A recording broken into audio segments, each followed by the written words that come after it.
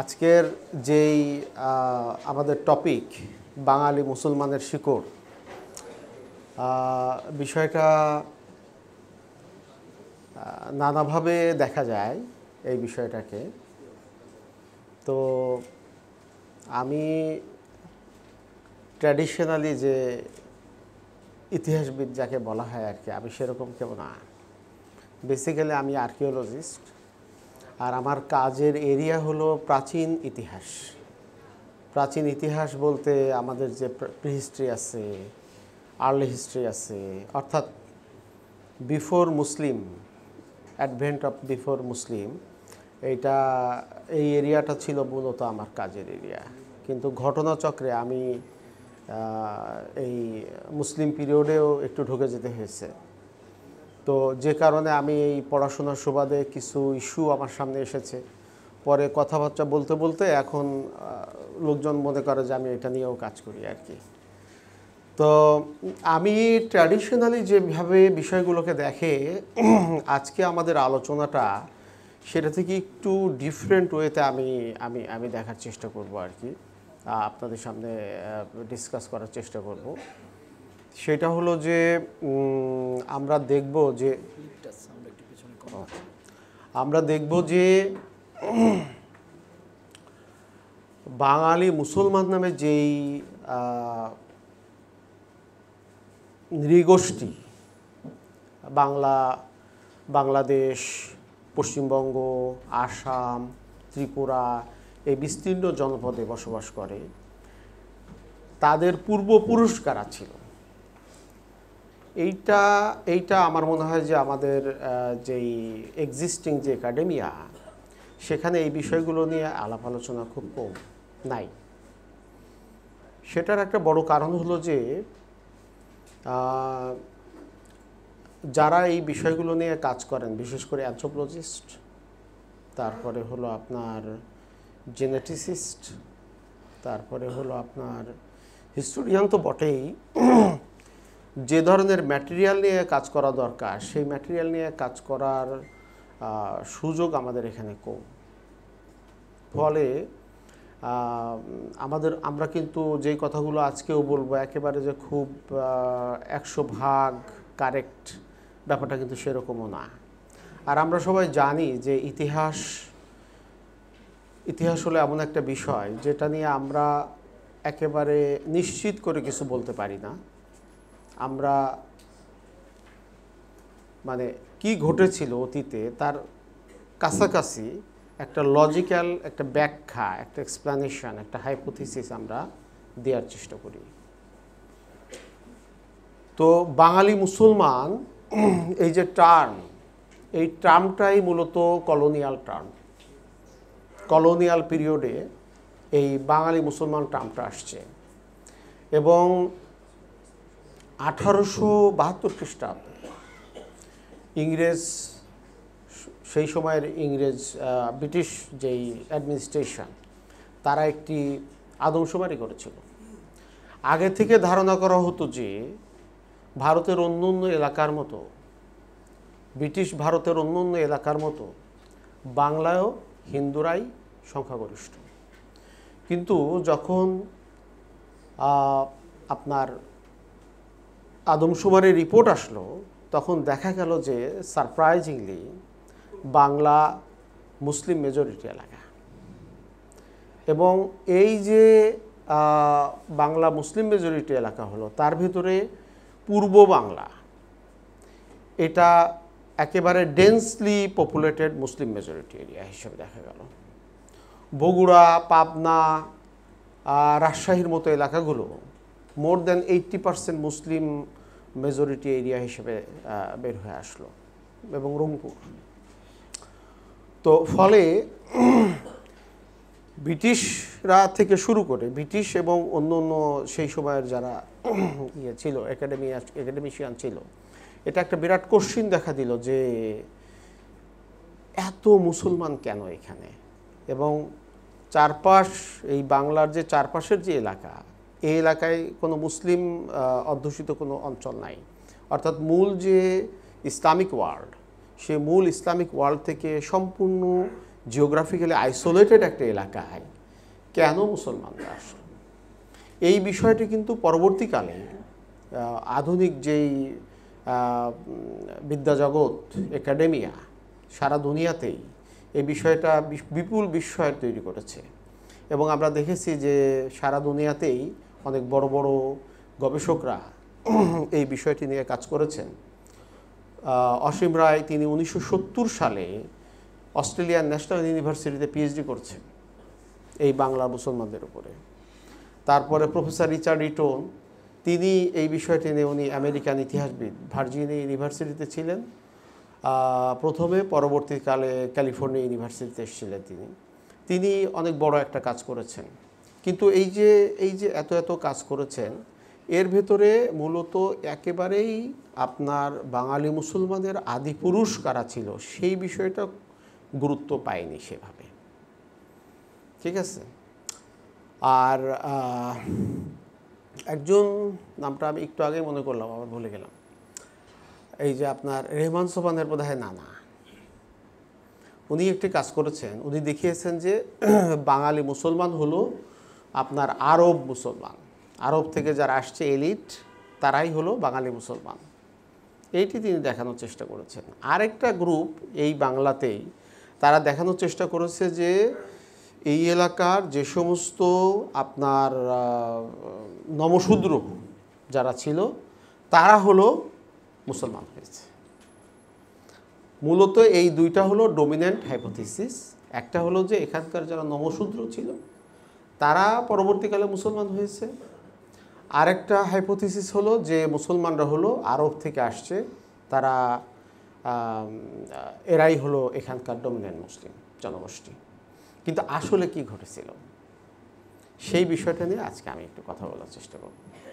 তো সেটা বলার আগেই আমি একটু আজকে আমাদের যে ফোকাসটা আজকের আলোচনার সেটা হলো যে আমি একটু প্রিহিস্টরিক বাংলাদেশ নিয়ে আপনাদের কথা বলবো, একটু আপনাদেরকে পরিচয় করে দেবো যে এবং এখানে যে প্রাচীন মানুষ, অর্থাৎ আমি যদি বলি বিগিনিং অফ হিউম্যান হ্যাবিটেশন, আমাদের যে বাংলাদেশ যে ভূখণ্ড, এই ভূখণ্ডে যে মানুষের বসতি শুরু হয়েছিল, কারা সেই বসতি শুরু করেছিল, এইখানকার আদিম অধিবাসী কারা, সেই বিষয়ে আমি একটু আপনাদের সাথে আলাপ করব। এবং এখানে যে বাঙালি নামে যে এথনোলিঙ্গুইস্টিক যে জনগোষ্ঠী, যেই বাঙালি, তারা আসলে কারা, কিভাবে এটার ডেভেলপমেন্ট হলো সেই বিষয়ে একটু আলাপ করব। এবং ফাইনালি এই সকল বিষয়ের সাথে আমরা দেখব যে আসলে বাঙালি মুসলমান কারা এবং তাদের আসলে আদি পুরুষের সন্ধান আমরা করার চেষ্টা করব। যেহেতু সময় খুব কম, আমি জানি না এর ভেতরে এটা কভার করা যাবে কিনা।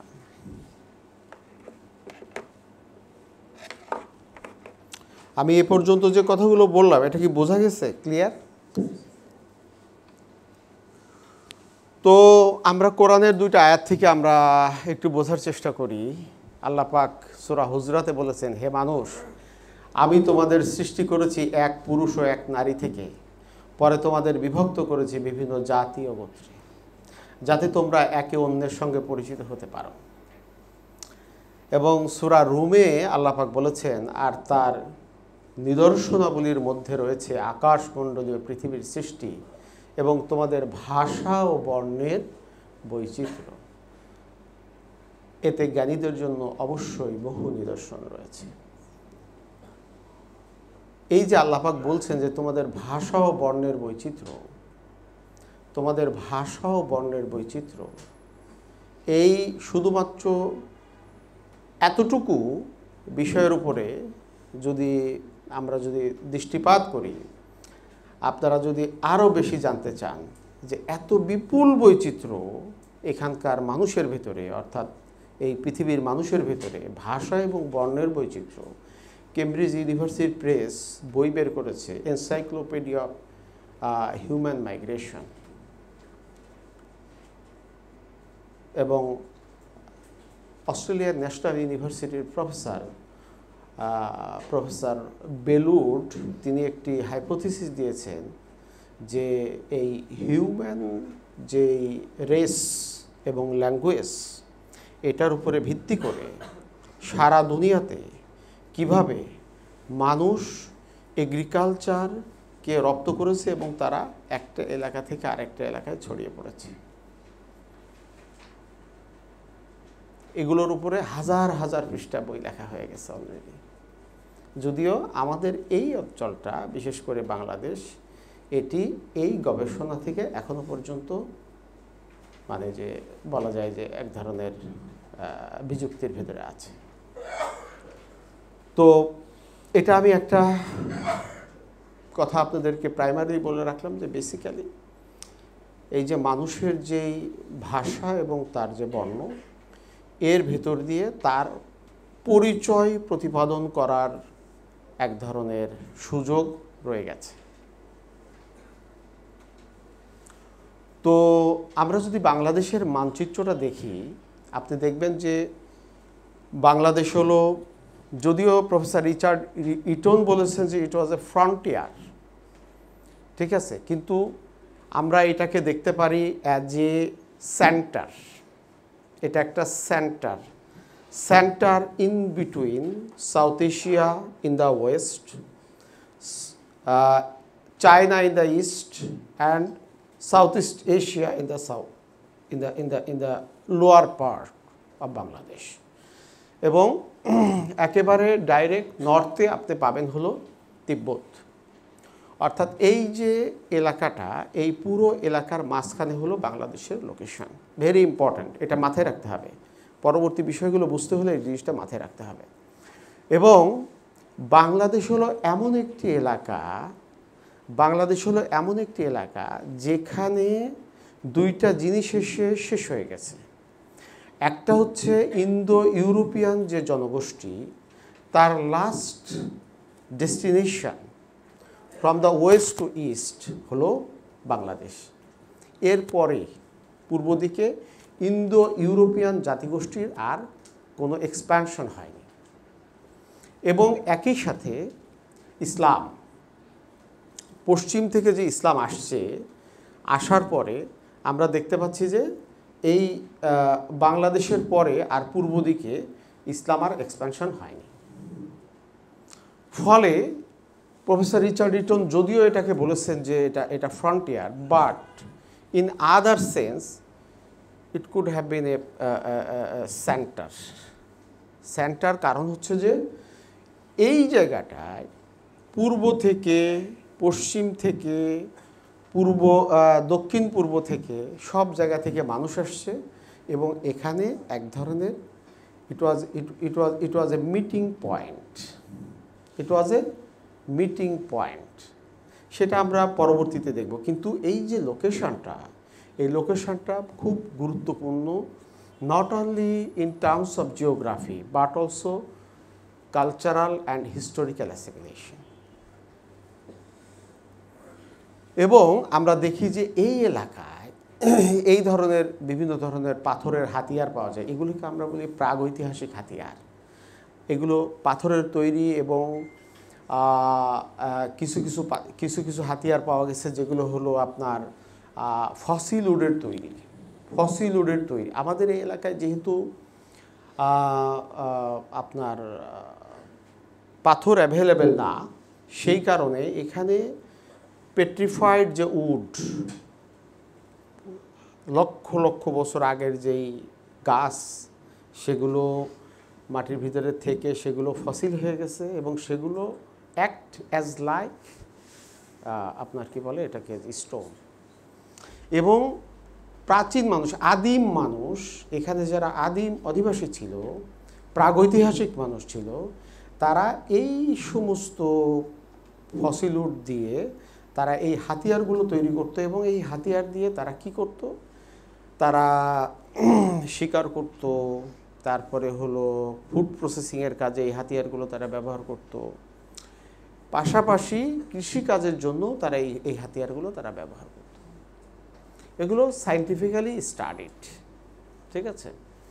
এবং আমরা বাংলাদেশ যে ভূখণ্ড, এই ভূখণ্ডে এই ধরনের প্রাগৈতিহাসিক হাতিয়ারগুলো বিভিন্ন এলাকায় পাওয়া যায় এবং প্রাইমারিলি আমাদের যেই জায়গাগুলো আমরা শনাক্ত করতে পেরেছি সেগুলো মোস্টলি আপনার পার্বত্য চট্টগ্রাম এবং সিলেটের পাহাড়ি এলাকা এবং সমতলের ভেতরে এটি পাওয়া গিয়েছে হলো নরসিংদীর ওয়ারী বটেশ্বরে।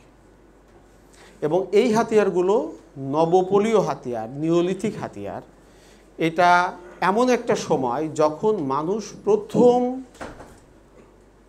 স্থায়ী বসতি গড়ে তুলেছে এবং ধারণা করা হয় যে মানুষ প্রথম যে স্থায়ী বসতি বাংলায়, বিশেষ করে বর্তমান বাংলাদেশে গড়ে তুলেছিল সেটা এই ওয়ারী বটেশ্বর, ময়নামতি এই অঞ্চল দিয়ে মূলত ছিল। এবং আমি যদি ম্যাপটা আপনাদেরকে দেখাই তাহলে আপনারা দেখতে পাচ্ছেন যে লাল সার্কেল দিয়ে যে এলাকাটা আছে, এই এলাকাটা হলো আপনার বাংলাদেশের প্রাগৈতিহাসিক যেই মানব বসতি, সেই মানব বসতির এই অঞ্চল দিয়ে গড়ে উঠেছিল। এবং এটা খুব ধারণা করা যায় যে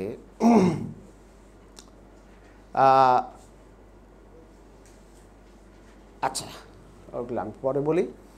এবং আমরা দেখতে পাচ্ছি যে মোটামুটি 9টা জায়গা থেকে এই ধরনের হাতিয়ারগুলো পাওয়া গেছে। তবে এই রিসার্চগুলো, এই কাজগুলো আরও আমরা যদি কন্টিনিউ করতে পারি এটার সংখ্যা বাড়বে এবং এই প্রাগৈতিহাসিক মানুষের বসতির যে জায়গাগুলো সেটা হয়তোবা আরও বেশি সমতলে এক্সপ্যান্ড করেছিল, যেটা এখনো পর্যন্ত আনএক্সপ্লোরড অবস্থায় আছে। এবং এখানে আমাদের আরেকটা জিনিস যেটা জানা দরকার সেটা হচ্ছে যে এখানে 3 ধরনের ভাষাগোষ্ঠীর মানুষের বসতি আমরা দেখি, যে প্রাচীন ভাষাগোষ্ঠী। একটা হলো সিনো তিবেতান ভাষাগোষ্ঠী, আরেকটা হলো অস্ট্রো এশিয়াটিক ভাষাগোষ্ঠী এবং আরেকটা হচ্ছে ইন্দো ইউরোপিয়ান ভাষাগোষ্ঠী। এখানে 3 ভাষাগোষ্ঠীর মানুষেরা এখানে বসতি গড়ে তুলেছিল।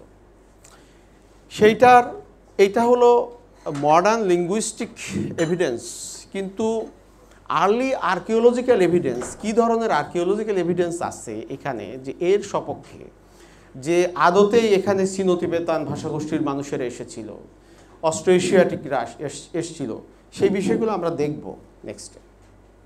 এবং আপনারা দেখতে পাচ্ছেন যে এই ম্যাপের ভেতর দিয়ে আমরা যেটা দেখাচ্ছি যে এখানে বিভিন্ন ভাষাগোষ্ঠীর মানুষের যে বসবাস, এখানে এই যে 3টি ভাষাগোষ্ঠীর মানুষের বসবাস, যদিও এখানে ডমিনেন্ট ভাষাগোষ্ঠী হচ্ছে বাংলা ভাষাভাষী গোষ্ঠী এখানে ডমিনেন্ট। এবং আমি যে কথাটি বললাম আপনাদেরকে কিছুক্ষণ আগেই যে it was a meeting point, Bangla was a meeting point of different language groups of people.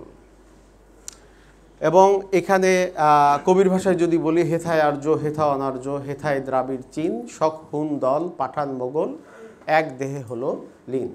This is Bangladesh. এবং এই যে প্রাগৈতিহাসিক মানুষেরা আমাদের অবজারভেশন হলো যে তারা প্রাইমারিলি এই পাহাড়ি এলাকাগুলোতে ছিল এবং খাবারের সন্ধানে তারা এই আপনার ফ্ল্যাট প্লেনে চলে আসছিল। এবং ফ্ল্যাট প্লেনে তারা মাঝে মাঝে আসতো, আস্তে আস্তে একটা পর্যায়ে এসে তারা এখানে বসতি গড়ে তুলেছিল, স্থায়ী বসতি গড়ে তুলেছিল।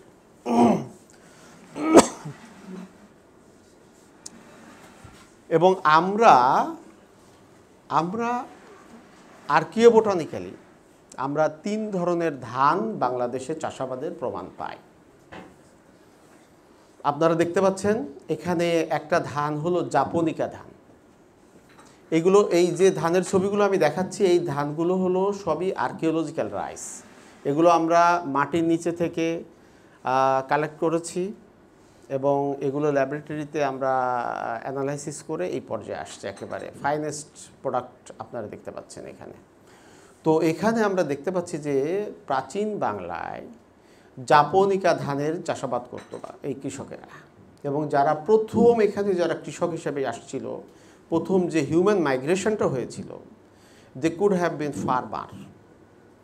এবং এই ফার্মারেরা যখন এই ভূখণ্ডে এসেছিল তারা ধান সাথে করে নিয়ে এসেছিল এবং সেই ধান হলো জাপনিকা ধান। এই ধান জাপোনিকা একটা জেনেটিক ভ্যারাইটি রাইসের। বেসিক্যালি হোল এশিয়া মহাদেশে 3টা জেনেটিক ভ্যারাইটি পাওয়া যায় ধানের, কিন্তু লোকাল ল্যান্ডের যেটা সেটা কিন্তু হাজার হাজার লক্ষ লক্ষ, ঠিক আছে। তো জাপোনিকা ধান উৎপত্তি লাভ করেছিল চায়নাতে, ইয়াংতে রিভার উপত্যকায় 6600 BC-তে, অর্থাৎ খ্রিস্টপূর্ব 6500 বছর আগে, সরি এটা বিপি 4500 বছর আগে, খ্রিস্টপূর্ব 4500 বছর আগে এবং বর্তমান থেকে 6500 বছর আগে এই ধানটি চায়নার ইয়াংতে রিভার উপত্যকায় উৎপত্তি লাভ করেছিল। এবং আমরা দেখতে পাচ্ছি যে এই ধান বাংলাদেশে এসে পৌঁছে গেছে অ্যারাউন্ড 1000 BCE, অর্থাৎ আজ থেকে প্রায় 3000 বছর আগে এখানে যে মানুষেরা আসছিল তারা এই ধান নিয়ে এসে চাষাবাদ করেছে। এবং এই যে সিনো তিবেতান যে ল্যাঙ্গুয়েজ গোষ্ঠীর কথা আমি বললাম আপনাদেরকে, 3টা ভাষাগোষ্ঠী এখানে মানুষ আসছিল, একটা সিনো তিবেতান, একটা অস্ট্রো এশিয়াটিক, আর একটা ইন্দো ইউরোপিয়ান। এই যে সিনো তিবেতান, এই ভাষাটার উৎপত্তি এই চায়নার এই অঞ্চলে, অর্থাৎ এই ইয়াংতে রিভার উপত্যকা যেটা, এইখানে এই ভাষাগোষ্ঠীর মানুষের উৎপত্তি, এবং সেখান থেকে বিভিন্ন জায়গায় তারা ছড়িয়ে পড়েছিল। অর্থাৎ evidence suggest that Sino-Tibetan people could have been migrated in Bangladesh, early Bangladesh, from the very beginning of Bangladesh. So তারা এই জাপোনিকা ধান নিয়ে আসছিল এবং পাশাপাশি খুব সমসাময়িক সময়কালে, হয়তো বা 100 বছর পরে অথবা তার কাছাকাছি সময়ে, ইন্ডিকা ধানের চাষাবাদ আমরা দেখতে পাই এখানে। ইন্ডিকা ধান হলো আরেকটা ধান, 3টা আমি বলেছি না, 3টা ধানের জেনেটিক রাইস পাওয়া যায়। এই ইন্ডিকা রাইসটা খুব সম্ভবত এটা উৎপত্তি লাভ করেছিল গাঙ্গেয় উপত্যকায়, মধ্য গাঙ্গেয় উপত্যকায়, যেটা আপনার উত্তরপ্রদেশ, বিহার, এই যে রিজিয়নটা, এই এলাকায়। তো তার মানে হলো যে বাংলাদেশে যে আর্লি হিউম্যান মাইগ্রেশন হয়েছিল সেটা হয়েছিল পূর্ব দিক থেকে এবং পশ্চিম দিক থেকে। এবং ইন্ডিকা রাইস যে সময়টা আমাদের এখানে আসছে, এটা ধারণা করা যায় যে অস্ট্রো এশিয়াটিক পিপল যারা ছিল তারা এই রাইসগুলো নিয়ে আসছিল। কারণ এই ভারতের যে এলাকার কথা আমরা বললাম, এখানে ইন্দো ইউরোপিয়ানরা আসছিল অ্যারাউন্ড 2000 BC-তে, কিন্তু এই এলাকায় মানুষ কৃষি কাজ করত আরও 4-5 হাজার বছর আগে থেকে, এবং তারা ছিল অস্ট্রো এশিয়াটিক, এবং সম্ভবত এই অস্ট্রো এশিয়াটিক ভাষাগোষ্ঠীর মানুষেরা এখানে আসছিল এই ধান নিয়ে। অথবা এই যে এই এলাকায় যারা বসতি প্রথম গড়ে উঠেছিল তারা হয়তোবা কোনোভাবে ওই এলাকার সাথে যোগাযোগ গড়ে তুলেছিল এবং সেখান থেকে ধান নিয়ে আসছিল। তবে বলা যায় যে আমরা যেহেতু এভিডেন্স পাচ্ছি অস্ট্রো এশিয়াটিক জনগোষ্ঠী, ফলে এটা ধারণা করা যায় যে ওই এলাকা থেকে মানুষ আসছিল এখানে। অর্থাৎ আর্কিওলজিক্যাল এভিডেন্স, লিঙ্গুইস্টিক্স এভিডেন্স আমাদেরকে সাজেস্ট করছে যে এখানে এই 2 ধরনের ভাষাগোষ্ঠীর মানুষ এখানে আসছিল একেবারে in the beginning of human history in this land, এবং সেটা beginning of first millennium BC। এবং আপনারা জানেন যে বর্তমান যেই একাডেমিয়া, সেখানে বলা হচ্ছে যে এই যে আর্লি হিউম্যান মাইগ্রেশন এটা কয়েকটা সেন্টার থেকে ঘটেছিল, এবং এই মাইগ্রেশনটা ছিল ফার্মার মাইগ্রেশন, এবং সেই সেন্টারগুলোর ভেতরে একটা সেন্টার ছিল চায়না। আপনারা দেখতে পাচ্ছেন এইখানে এই যে এইটা হলো চাইনিজ সেন্টার, এটা হলো মিডল ইস্টার্ন সেন্টার। তো সেখান থেকে মূলত ইন্ডিয়াতেও মানুষ আসছে, এই সেন্ট্রাল এশিয়াতে মানুষ আসছে এবং সেন্ট্রাল এশিয়া থেকে পরবর্তীতে এই যে ভারতে আসছে এবং বাংলাদেশে আসছে। অর্থাৎ আমরা দেখতে পাচ্ছি যে বিভিন্ন জায়গা থেকে এখানে আসলে একেবারে মানে আর্লি প্রিহিস্ট্রিতে যখন এখানে প্রথম মানুষের অভিবাসন শুরু হয়েছিল, মানুষের বসতি শুরু হয়েছিল, তখনই বিভিন্ন জায়গা থেকে এখানে মানুষ আসছিল। এবং আরও ইন্টারেস্টিংলি আপনারা আরও ইয়ে করে বুঝতে পারবেন যে আমি এখানে একেবারে ক্লিয়ারলি যেটা আমি হাইপোথেটিক্যালি আমি বলতে চাচ্ছি সেটা হলো যে চায়না এবং ইস্টার্ন ইন্ডিয়া যে বর্ডার এরিয়া, উড়িষ্যা, বিহারের এই অঞ্চল থেকে এবং মধ্য গাঙ্গীয় অঞ্চল থেকে, এই তিনটে এলাকা থেকে খুব সম্ভবত এখানে মানুষ আসছে এবং সেটা ভিন্ন ভিন্ন সময়ে, কাছাকাছি কিন্তু ভিন্ন ভিন্ন সময়ে। এবং সর্বশেষ যে মানুষ এখানে আসছে তারা হলো ইন্দো ইউরোপিয়ানরা আসছে এই ভাষাগোষ্ঠীর ভেতরে সর্বশেষ পর্যায়ে। এবং এই যে ইন্দো ইউরোপিয়ানরা আসলে কারা? এদেরকে বলা হচ্ছে যে এরা সংস্কৃত ভাষাভাষী মানুষ এবং তারা মূলত আমরা বর্তমানকালে আমরা দুইভাবে তাদেরকে আমরা চিহ্নিত করতে পারি। একটা হলো বলা হয় যে আর্য, এরা ছিল আর্য। এরা অ্যারাউন্ড 2000 BC-তে তারা আসছে এবং 2000 BP-তে তারা আসছে, ঠিক আছে? অর্থাৎ যখন খ্রিস্টীয় সমসাময়িক সময়কালে তারা আসছে এখানে। আমরা যদি হিস্টোরিক্যালি বলি তাহলে গুপ্তদের সমসাময়িক সময়কালে তারা আসছে, অর্থাৎ লেটার দেন মৌরিয়ান এম্পায়ার। এই যে নানান উৎস থেকে নানান বর্ণের নানান ভাষার মানুষ এই ভূখণ্ডে এসেছে, এরাই ছিল মূলত এখানকার আদিমতম অধিবাসী। এবং বর্তমানে এখানে যারা আছে হিন্দু, মুসলিম, বৌদ্ধ, খ্রিস্টান, মূলত এই আদিবাসী মানুষেরাই ছিল আমাদের পূর্বপুরুষ। তো আপনারা এখানে দেখতে পাচ্ছেন আমি কিছু ছবি এখানে দিয়েছি। আপনাদের নিজেদের চেহারাটাও যদি আপনারা একটু ভিজুয়ালাইজ করেন মনে মনে, তাহলে আপনারা দেখতে পারবেন যে আপনাদের চেহারাটা কীরকম। কারুর কেউ গোলমুখ, লুকস লাইক চাইনিজ, ঠিক আছে? কারোর হয়তো বা আপনি এই ইয়েটা দেখতে পাচ্ছেন, এরা কিন্তু অস্ট্রো এশিয়াটিক অথবা নিগ্রয়েড। হ্যাঁ, এই বিভিন্ন ধরনের মানুষজন এখানে আসছে, আমি যেটা আসলে বলতে চাচ্ছি। এবং আপনি দেখতে পাচ্ছেন যে এই মানুষেরা এখানে এসে এরা নানানভাবে বৈবাহিক সূত্রে, তারপরে কালচারালি এক ধরনের ইয়ে ঘটে গেছে, এখানে সমন্বয় ঘটেছে। ফলে এই জেনেটিক যেই আপনার ডিস্টিংটিভনেস সেটা আর এখন আর নাই, এটা এখন মিশে গেছে। ফলে অস্ট্রো এশিয়াটিকের সাথে সিনো তিবেতানের বিয়ে হয়েছে, ইন্দো ইউরোপিয়ানের সাথে সিনো তিবেতানের বিয়ে হয়েছে, তারপরে ফলে এই যে এইভাবে ম্যারেজ হয়েছে, নানান ধরনের সামাজিক এবং আমাদের এখানে যে কালচার, এখানকার যে এনভায়রনমেন্ট, এই সব কিছু কিন্তু আমাদের এই চেহারা, আমাদের আচার আচরণকে প্রভাবিত করেছে। ফলে এখানে আপনার একটা ফিউশন তৈরি হয়েছে মানব সমাজের ভেতরে। তো এই যে মানুষ, এরাই একসময় হয়ে উঠল বাঙালি।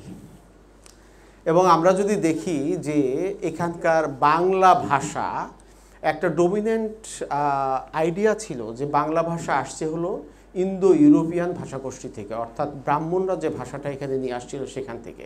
কিন্তু এটা কিন্তু এখন আর এই ধারণাটা এটা অবসলিউট প্রমাণিত হয়েছে, এটা বাতিল। বাংলা ভাষা কোনো একক কোনো ভাষা থেকে আসে নাই। বাংলা ভাষা হচ্ছে লাইক ককটেল, এটা হলো হাইব্রিডাইজড হয়েছে।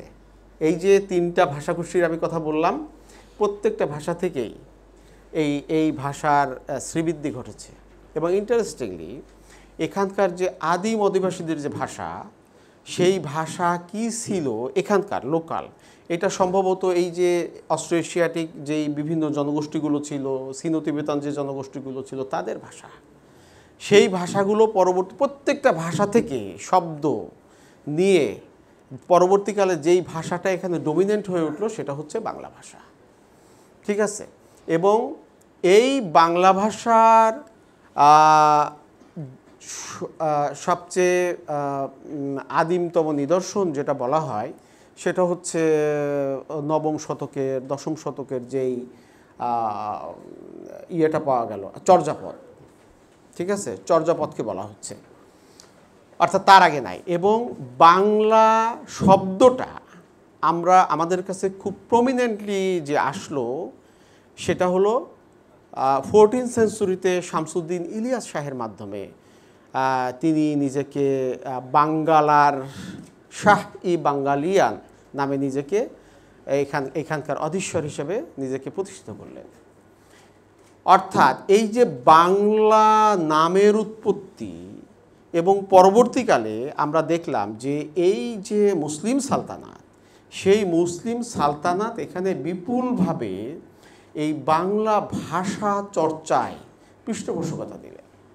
অর্থাৎ বাংলা নামের উৎপত্তি, এই এলাকার মানুষের যে আইডেন্টিটি তৈরি হলো বাঙালি হিসাবে, সেটার শুরুই হলো এখানে এই মুসলমানদের অধিকারের ভিতর দিয়ে। অর্থাৎ বাঙালি যে আত্মপরিচয়, সেই পরিচয়ের সাথে এখানকার মুসলিম যেই শাসক, যেই যারা ছিলেন, তাদের এক ধরনের একাত্মতা দেখা যাচ্ছে।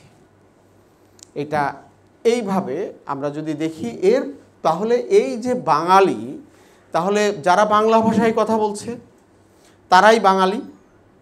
এবং এই বাঙালির ভেতরে ডমিনেন্ট দুইটা ধর্মের আমরা দেখতে পাই। একটা হচ্ছে বাঙালি মুসলমান, আরেকটা হচ্ছে বাঙালি হিন্দু। যদিও হিন্দু শব্দটি আসছে কলোনিয়াল পিরিয়ডে, তার আগে আসলে ছিল যে ধর্মটা সেটা হলো যে একটা ছিল ব্রাহ্মণ ধর্ম, আরেকটা বৌদ্ধ ধর্ম ছিল, অর্থাৎ বাঙালি বৌদ্ধ, বাঙালি ব্রাহ্মণ, আর হলো যে বাঙালি সনাতন, অর্থাৎ যারা প্রাকৃত ধর্ম টাইপের কিছু করতো আর কি। এদের আসলে কোনো ধর্ম ছিল না, কিন্তু তারা প্রকৃতির নানান নিদর্শনকে তারা মনে করতো যে এটা সামথিং এলস, ফলে তারা তার এক ধরনের উপাসনা করত। সের ভিতর থেকে এক ধরনের লোকাল স্থানীয় কিছু বিশ্বাস ডেভেলপ করেছিল। পরবর্তীকালে যদি আমরা ঠিক বলে থাকি, পরবর্তীকালে এই লোকাল ইস্যুগুলোকে ব্রাহ্মণ ধর্ম একাত্ম করে মূলত হিন্দু ধর্মের একটা রূপ আমরা ডেভেলপ করেছিল।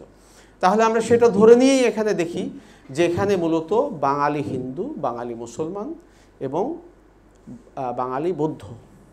তো বৌদ্ধরা এখান থেকে অলমোস্ট ডিসঅ্যাপিয়ার্ড হয়ে গেছে, অল্প কিছু বাঙালি বৌদ্ধ আছে, কিন্তু বাঙালি হিন্দু এবং বাঙালি মুসলমান এখানকার ডমিনেন্ট গ্রুপ। পরবর্তীকালে আমরা দেখলাম যে বাঙালি মুসলমান এখানকার অধিকাংশ মানুষের ধর্ম হিসাবে আবির্ভূত হয়েছে। এবং এখানে এই জায়গাটা যেহেতু ছিল কৃষি অধ্যুষিত, কৃষি প্রধান, এবং আমরা প্রথমেই দেখেছি যে এখানকার যে প্রাইমারি হিউম্যান হ্যাবিটেশন, অর্থাৎ যারা প্রথম এখানে বসতি স্থাপন করেছিল, দে আর অলসো ফার্মার। অর্থাৎ ওই যে কৃষক যে 3000 বছর আগে এখানে এসেছিল, সেই কৃষকের উত্তরসূরিরা পরবর্তীকালে আমরা দেখলাম যে এখানে আসলে বাঙালি, মানে যে তারা বাঙালি হয়ে উঠল, এবং বাঙালি হওয়ার পর অর্থাৎ বাংলা ভাষা তারা নিজেরা রপ্ত করলো, এবং পরবর্তীকালে তারা ইসলামকেও গ্রহণ করে নিয়েছে। তো এই কথাটাই আমি আরেকবার একটু সারসংক্ষেপ বলে ফেললাম। এখন আরেকটু করি যে আমি এতক্ষণ দেখালাম যে 3 জায়গা থেকে মানুষ আসছে এখানে, এবং 2000 খ্রিস্টীয় 2000 থেকে আপনার 2000 থেকে 2200 সালের ভিতরে এখানে ব্রাহ্মণরা আসছে। এবং ব্রাহ্মণরা এসে যে কাজটা এখানে করেছে, এই যে লোকাল পিপল যারা ছিল, যারা আসলে ছিল কি আদতে কৃষিজীবী মানুষ, এই কৃষিজীবী মানুষকে তারা এসে দেখলো যে এরা কি ভাষায়, অদ্ভুত ভাষায় কথা বলে, পাখির ভাষায় কথা বলে, ঠিক আছে। তো এরা এত নিম্ন স্তরের কাজ করে, এরা কৃষিকাজ করে, এরা কামার কুমার, এরা জেলে তাঁতি, নানান ধরনের পেশায় এরা অভ্যস্ত। তো তারা এদেরকে তারা এখানে এসে তারা বলল যে আমরা হলাম সবচেয়ে উঁচু স্তরের মানুষ, আর এখানে যারা আছে এরা হলো সবাই নিম্ন স্তরের মানুষ। তারা কাস্ট সিস্টেম ডেভেলপ করলো, বুঝা গেছে? এই যে কাস্ট সিস্টেম ডেভেলপ করলো, অর্থাৎ এইটা কিন্তু পরবর্তীকালে আমরা দেখেছি যে কন্টিনিউয়াস আছে এখানে। এবং ইন্টারেস্টিংলি এটা গুপ্ত পিরিয়ডে যদি ঘটে থাকে, গুপ্তদের আসলে এখানে আমরা খুব বেশি আমরা কোনো এভিডেন্স পাই না। ইভেন আপনি পুরো বাংলায় এই ব্রাহ্মণ্য ধর্মের একটা এখনো পর্যন্ত কোনো টেম্পলও পাওয়া যায়নি, বুঝা গেছে? মানে ওই সময়ের, অর্থাৎ খ্রিস্টীয় ধরেন বিফোর 1000 ইয়ার্স, 1000 CE, অর্থাৎ 1000 খ্রিস্টাব্দ থেকে শুরু করে 1000 খ্রিস্টাব্দ সময় পর্যন্ত এই সময়ের আমরা কোনো টেম্পলও ওইভাবে প্রমিনেন্ট কোনো টেম্পল আমরা দেখতে পাই না, ঠিক আছে? অর্থাৎ ব্রাহ্মণ্য টেম্পল যেটা বলা হয়। আর হিন্দু ধর্ম তো আসছে আরও পরে এখানে।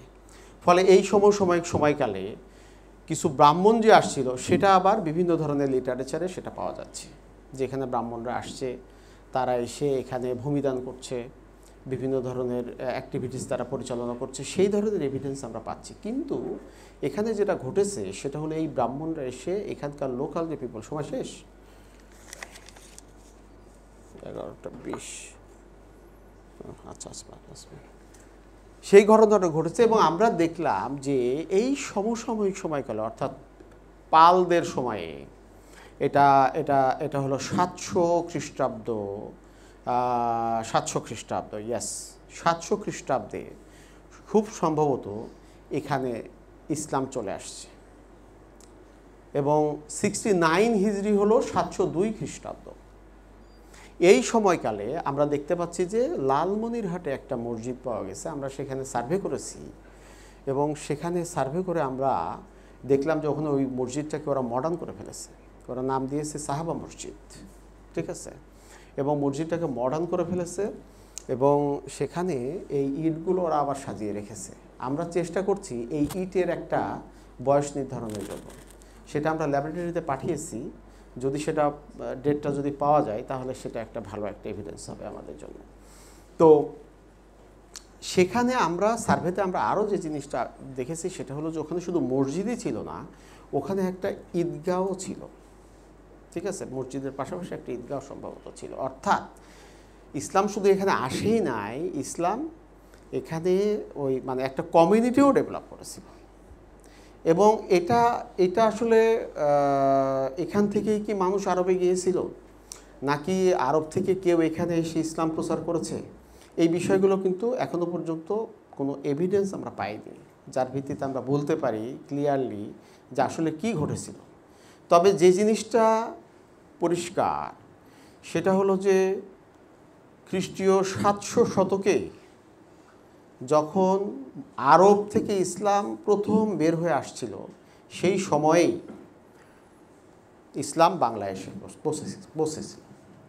এবং আরও ইন্টারেস্টিংলি আমাদের যেটা বলা হয় যে দক্ষিণ ভারতে রাজা টোডরমাল, খুব সম্ভবত যদি নামটা আমি ভুল না বলে থাকি, তিনি আল্লাহ নবী বেঁচে থাকতেই তার সাথে সাক্ষাৎ করেছিলেন এবং তিনি এখানে এসে একটা মসজিদ তৈরি করেছিলেন। এটার ঐতিহাসিক কি এভিডেন্স আছে আমি এখনও পর্যন্ত খুঁজে পাই নাই, মানে আমি চেষ্টা করেছি কিন্তু আমি ওইভাবে রিলায়েবল কোনো সোর্স আমি এখনও পর্যন্ত পাইনি। এবং সেখানে কোনো আর্কিওলজিক্যাল এভিডেন্সও নাই। যদি সেটা না পাওয়া যায় তাহলে লালমনিরহাটের যে মসজিদ, এটা হলো দক্ষিণ এশিয়ার সবচেয়ে আর্লিয়েস্ট এভিডেন্স অফ ইসলামাইজেশন। ইসলাম আসার সবচেয়ে দক্ষিণ এশিয়াতে সবচেয়ে প্রাচীনতম এভিডেন্স হলো লালমনিরহাটের মসজিদটা। এবং সেখানে কিন্তু আমরা একটা টেরাকোটা প্ল্যাক পাওয়া গেছে যেখানে 69 হিজরি উল্লেখ আছে, কিন্তু অন্য কোনো কথা সেখানে নাই। আমাদের একটা দুর্ভাগ্য হলো যে এই বিষয়গুলো নিয়ে যাদের দায়িত্ব রাষ্ট্রীয়ভাবে, যাদের এগুলো নিয়ে কাজ করার কথা, তারা এই ক্ষেত্রে বড় ধরনের উদাসীনতার পরিচয় দিয়েছে এবং এখনও পর্যন্ত সেটা চলমান আছে। এটা হচ্ছে আমাদের জন্য আরও বেশি দুর্ভাগ্যের। তো অর্থাৎ এই যে এখানকার যে যারা মুসলমান হয়ে গেল তার আগেই এখানে কিন্তু আমরা দেখতে পাচ্ছি যে বড় ধরনের কনভার্সনের আগে এখানে ইসলাম আসছে এবং পরবর্তীকালে যখন এখানে পালদের পতন হয়ে গেল এবং সেনরা আসলো, সেনরা এসে এখানকার যে বুদ্ধরা ছিল, এখানকার যে সাধারণ মানুষ ছিল তাদের উপরে কিন্তু বিপুল পরিমাণে নির্যাতন নিপীড়ন করেছে। এবং সেনরা যে আপনার এই যে বর্ণপ্রথা এটাকে খুবই কড়াকড়িভাবে এখানে আরোপ করেছিল, ফলে মানুষের জন্য এটা একটা মানে শ্বাসরুদ্ধকর পরিস্থিতি তৈরি করেছিল। এবং পরবর্তীকালে আমরা যেটা দেখলাম, যখন সুফি সাধকরা আসা শুরু করলো, আমরা দেখি যে রুমি নামে একজন সাধক, তিনি সম্ভবত ময়মনসিংহ অঞ্চলে আসছিলেন 1000 খ্রিস্টাব্দে, এরকমই জানা যায়। তো এরপর এর আগের আর কোনো আমাদের কাছে কোনো ডাটা নাই আসলে যে কার আসছিল। এবং পরবর্তীকালে যখন বখতিয়ার খলজি আসলেন, এই এলাকার মানুষ কিন্তু তাদেরকে স্বাগত জানিয়েছিল। এবং সেই সময়ে শুধু লোকাল পিপল যে ইসলাম গ্রহণ করছে ব্যাপারটা তাই না, যারা ব্রাহ্মণ ছিল কিছু ব্রাহ্মণরাও ইসলাম গ্রহণ করেছে। ফলে একটা নতুন যুগের সূচনা হয়েছিল এখানে।